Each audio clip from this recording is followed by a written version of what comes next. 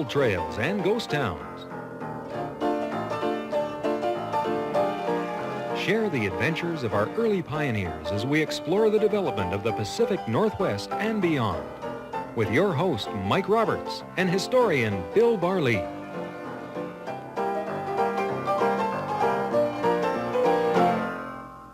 Welcome to Gold Trails and Ghost Towns. I'm Mike Roberts. Bill Barlee's with us, of course, historian, collector, and this past season, traveler to a place you've always wanted to go to, and it's a long, long way away from populated parts of BC.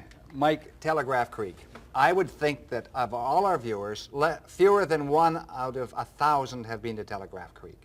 I'd say don't miss it. First of all, to get there, you turn west at Prince George. You go down to Kitwangaw, which is this side of New Hazelton. That's just east of New Hazelton. You turn north and go about 500 kilometers. 500 kilometers then, north of Prince George? That's, no. North of Hazelton. Yeah, that's right, north of Hazelton or Kitwangaw. And then when you get to Dease Lake, then you go another 120 kilometers into Telegraph Creek. Now, I will say this. It is not for the faint-hearted. I would suggest you don't take a big rig in there at all. There are 20% grades. You're going along, in many instances, 1,000 feet above the Grand Canyon of the Stikine. And this picture gives you an idea of what the Grand Canyon of the Stikine looks like. This is from beautiful British Columbia, this shot. This is from beautiful British Columbia. Marvelous shot. Some people say it's the second best Grand Canyon in North America after the Grand Canyon in Arizona. And indeed, National Geographic said that. They're probably right. But it's a very, very questionable road, shall we say. And don't get stuck on it. Some people have told me they will never go on it again. Some people said I've been on it once in my life and that'll last me a whole lifetime. But I thought it was marvelous, although I did get stuck on a hill with power brakes and sliding backwards, which was not great. So once you go 2,000 kilometers north of the American border, what do you get to? Well, it depends where you start from, but that's true. You get to a little town called Telegraph Creek, and it's about 300 people. 2/3 of them belong to the Tahltan Indian Nation. And there's a reserve close by, and the other people are downtown where the old Telegraph Creek used to be. It's over 100 years old, Mike, and when you go into that town, you are transported back, in some instances, the whole 100 years. There are about 20 buildings. They're around at the turn of the century, or before the turn of the century, or just afterwards. Many abandoned buildings. It is a unique town. I think it's marvelous. And that's what we're going to talk about today. That's what we're going to talk about today. All right, Telegraph Creek. Well, we'll have to find out how it got its name, but we'll do that after we take this break. Don't go away.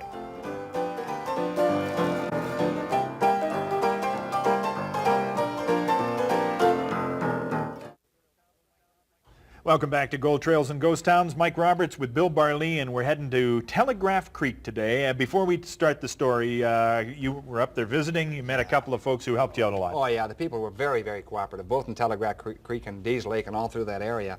And I should thank Peter Bernson, who's the Mounted Police Constable at Telegraph Creek, the only one there, by the way, and a guy called Dan Pecula, who owns Riversong Cafe and Hotel, where I stayed at. And it was a unique experience. I would say one other thing.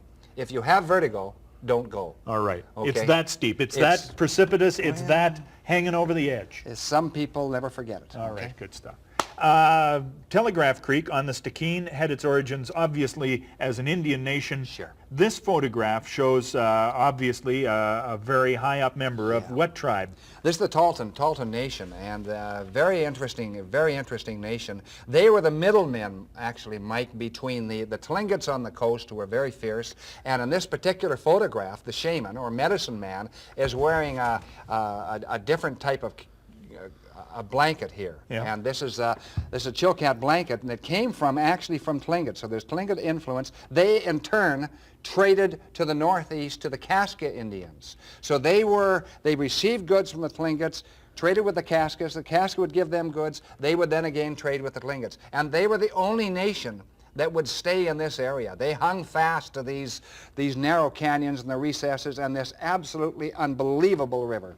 Now, this photograph, thanks to which photographer? I mean, because F.J. Stone, but it's in the British Columbia Archives, originally from the Stone album, and superb photographs.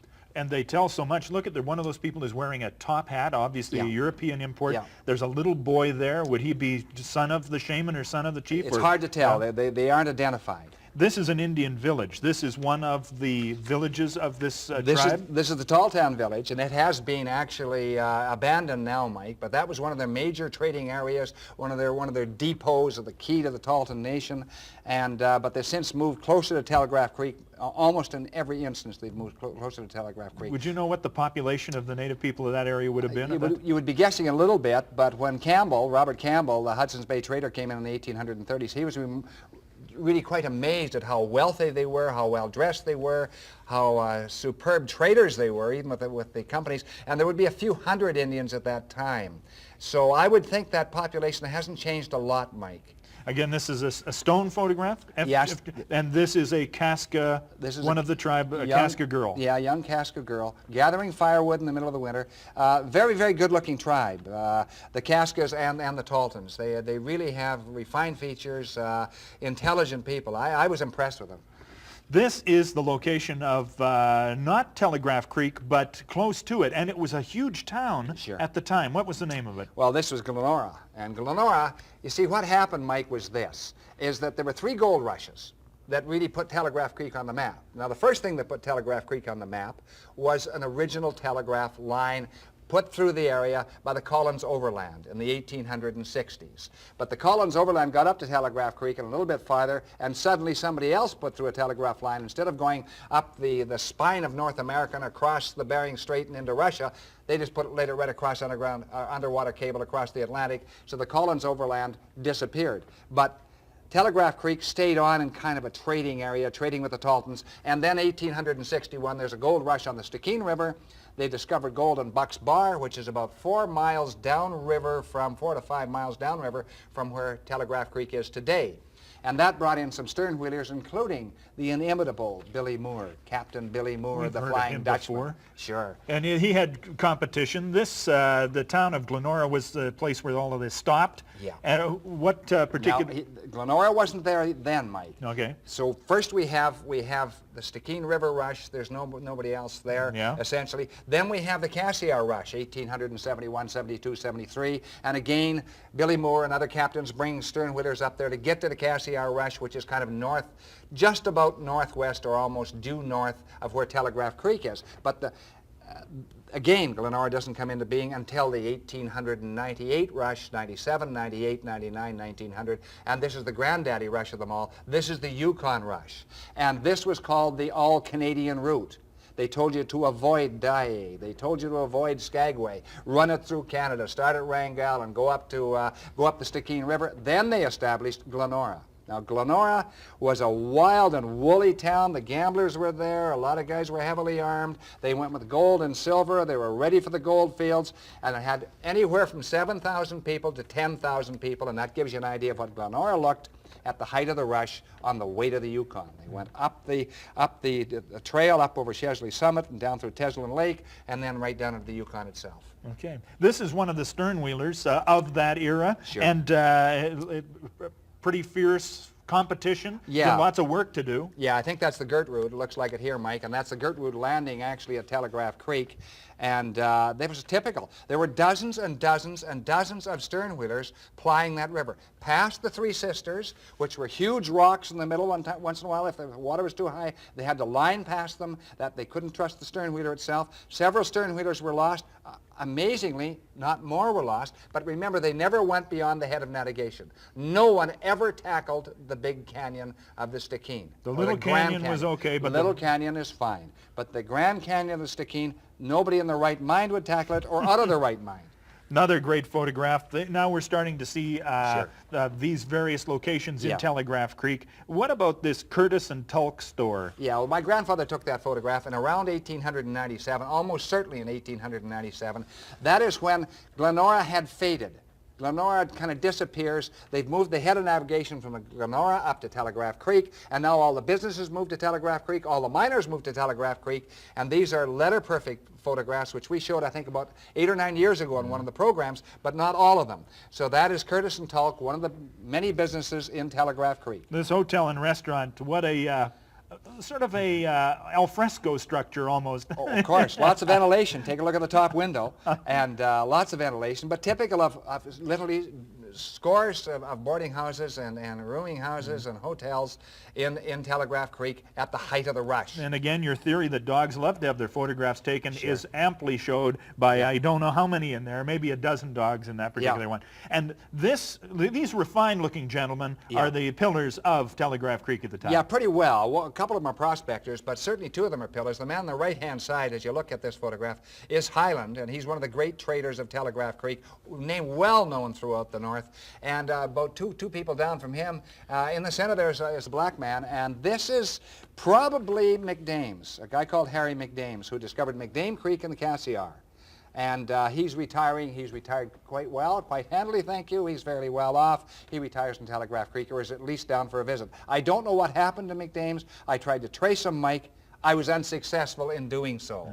There's another black American who figures a little later in a story. We'll get to that in just a bit. Quite a fascinating story. The pack trains, every time we see one of these, and this is what's so special about Telegraph Creek. I mean, the gold is always elsewhere, but when you're situated on the Stikine, you're at the freightaway point, you're at the stuff comes through you both ways. That's the departure point, either way. Departure point for Wrangell on the Pacific, or it's the departure point for the interior, and there's copper and there's gold and there's silver and all through that country. Prospectors heaven. All right. And these pack horses are getting ready to head where, do you figure? Well, I think they're heading inland, and I'm not sure because there's no indication of that. Unfortunately, when people took photographs, sometimes they put all the information, sometimes they put none of it, Mike. Yeah. And this photo, this is taken from a bank, obviously, above the river. What would that be, the Stikine River? That's the Stikine, the little canyon on the Stikine, and that's the Strathcona, one of dozens of stern-wheelers that ran the river. You really can tell the power in this shot because look at that river's flowing, I don't know how many miles an hour, and it is just churning up there at maximum speed. Look at the bow wave. Look at the spray off the sides. All you have to do, Mike, is take a look at the river from Telegraph Creek, and you'll know. They are plowing up there, and it is not an easy task. Oh, for sure. You can't really go anywhere in British Columbia without the Hudson's Bay Company being a fact of life in this area. And is this building still standing? That building is still standing. It was originally standing down beyond Glenora, and the Hudson's Bay Company said the trade is gone in Glenora. We've got to move this building, and we'll move it up to Telegraph Creek. How they got it up to Telegraph Creek, I don't know. I imagine a stern-wheeler pulled it on a barge. But it's a huge building. It's still standing there. It has all that nice feel of an old building, Mike. It's in great condition. And I had a number of meals there, and right next door I stayed in the hotel annex. So it was great setting. Now, Telegraph Creek had its origins, as you already said, because it was sort of the end of Collins's great telegraph dream, but telegraphy enters into it a second time, and these photos show some guys laying more telegraph wire. Where to? Of course, they're laying telegraph this time to Dawson City, the gold capital of the North. And that's 1901 and 1900. It started in 1900, completed in 1901. And you see 3 or 4 photographs here of working on the actual cable itself. You see one of the telegraph line workers going up the line to put the line in place. Up the pole there, yeah. Sure. You see the telegraphers trying it out to see if it works. And essentially, that's that, and it worked. But by the time they got to Dawson in 1901, Dawson was on the downhill slope, Mike. Yeah. So it was a great idea, wrong timing. It seemed that way, but this is the amazing thing. Telegraph Creek starts as a little town, stays as a little town, greatness and largeness pass it by, and it's still there. I know, it's an amazing town. This is it in the 30s right here. Yeah, this is Stikine Avenue in the 30s, and it hasn't changed a lot, Mike. I can look up from that spot now and see buildings that were standing there then that are still here, and then look beyond them and see the old cabins and some of the old dwellings that are empty in many instances, and it's really a walk back into the past, no doubt. Are you at all a spiritualist in this regard? I mean, you sense ghosts and characters and creatures and... No, but I think that this town is so unique that it should be an historical town. I mean, then people will debate that, I know, even within the local area, but it is really quite unique. About 20, as I say, a little over 20 buildings are original buildings. Great stuff. Can't let it go. All right. We'll take a break and go from the black and white photographs to color photographs from Bill's recent trip to Telegraph Creek, and we'll do that right after this break.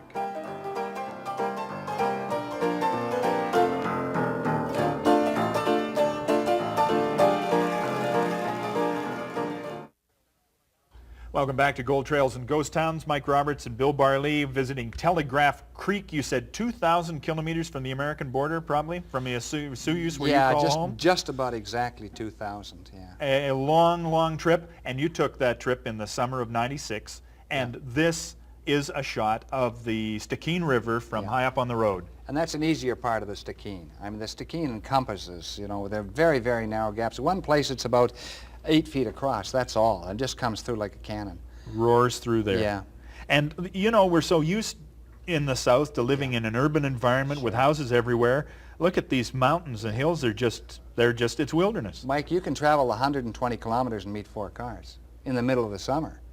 And not only that, you could wander out in the outback there. You won't see a house for literally thousands of square miles in some parts of that country. And this is the country that those prospectors roamed over at least 3 times. Will continue to do it in the 60s, the 70s, and then the 1890s. Of course, and it's pristine country. It really is. And there's, as I say, there are metals in every direction. And not a lot in some areas, but there's some active mines there, some good gold mines, copper mines, silver mines.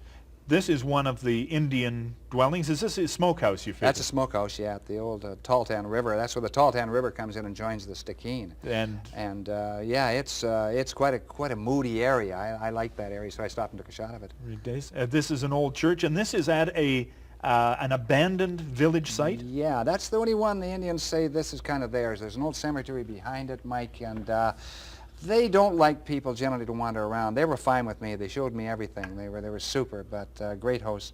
There's an old school up there, the old Roman Catholic Church, several houses, and but essentially abandoned, with the exception of one house. This cemetery stone commemorates Susie. Tell me about Susie, and that is a wonderful stone. Yeah, you see, the Tahltan Indians in many of the burials there spared no money when it came to the headstone of someone who had passed away. Susie was the wife of an Indian packer there, Johnny the Packer, and she died in 1899. And right next to it actually was a very, very small, and I looked at it closely, and her son died 2 years later. He was 6 years old. So when she died, he was 4, and the father was bereaved twice in about 24 months. That's in that little rusted, fenced-off area there? Yeah, that's right at Telegraph Creek, actually, that one. And as you mentioned, there are something in the neighborhood of 20 dwellings dating back to the 1890s that still, like this shot shows, occupy the hillsides of Telegraph Creek. Yeah, as I say, you're transported back into another era. There's no doubt about it, Mike, and I think it should be preserved, and I think it will be, and because it is unique. There aren't 6 towns like that in British Columbia. And if you were a prospector or an inhabitant of Telegraph Creek, walking these hillsides would have made you one fit person. There was no need for any kind of exercise. Look at some of the streets and trails and things. That is precipitous country. Yeah, it is. I mean, it's really quite amazing to me, and I've been all over the province, with the exception of the Charlotte, so I'll cure that next year. But that area kind of tugged at me a little bit, I must admit. I'll have to go back. Go there in the summer. Oh, sure. And treat it as the preserve of the native people, and ask their permission and do that, all that kind of thing. They're very good. They mix well. In fact, the Indian cemetery at Telegraph Creek is mixed with the white cemetery, which is unusual. Now, every one of these shows we tell has a potential treasure story in it, and we alluded to it just briefly. Black Americans traveled the gold trails the same as everybody else, and this is the story of maybe a treasure from one of those Black Americans. Yeah, and the reason why I take it seriously, Mike, in most stories you have to discard a lot of the stuff, but this one I don't think you do. The Indians told me about it, and the whites told me about it. And around the turn of the century, either 1899, 1900, 1901, in that era, maybe slightly after, a black man came in out of the northern part, north of the Stikine River. And he was only carrying one thing. He was carrying a leather gold poke, that's all, which he struggled with. His clothes were in tatters. He had no food. He had no equipment at that time. All he was hanging on to was a large poke of gold. When we know it was gold, because he stopped at an Indian village, and I think it was the Tahltan village, and he showed the Indians and traded some gold for some sustenance. So we probably got some dried fish or whatever else they had.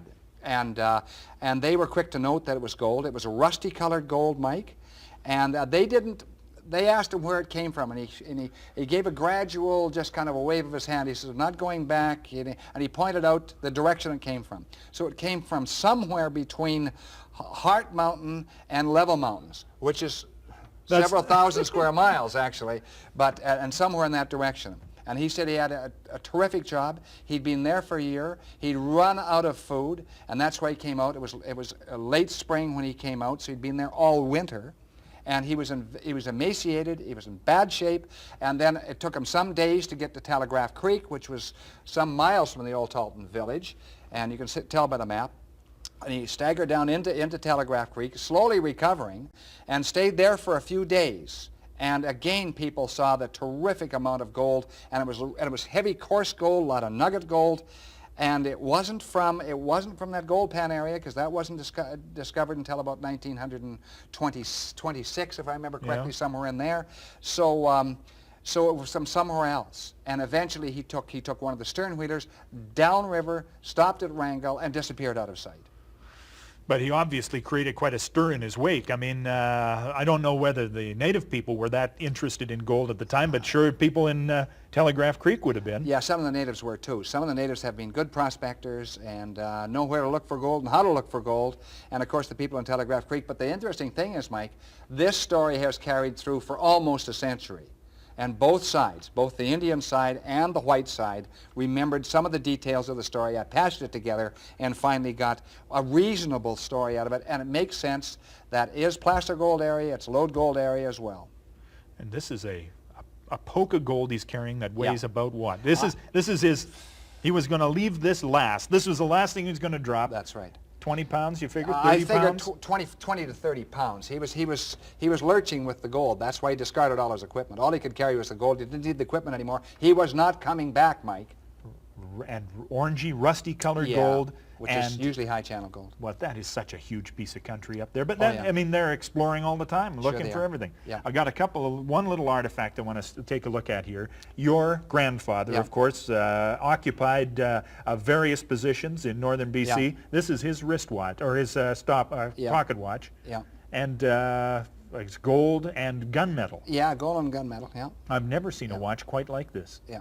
What did your grandfather do? Well, my grandfather was a prospector. He was a stringer for the Globe and Mail as well, and went into the Yukon. When he went over Chesley Summit and down through Teslin Lake and got into the Yukon. Took some marvelous pictures, didn't get much gold. You also have just recently been reading some memoirs from, and the names jump right out of the page at you. Yeah, that's in Fort St. James, where my great uncle was in command of Fort St. James for a number of years. So the story of Telegraph Creek is a wonderful one. I mean, it starts with a gold find. It becomes an abandoned telegraph line, but it always seems to exist, and in your opinion today, is the last surviving, naturally decaying gold rush town and deserves to be preserved. I think so.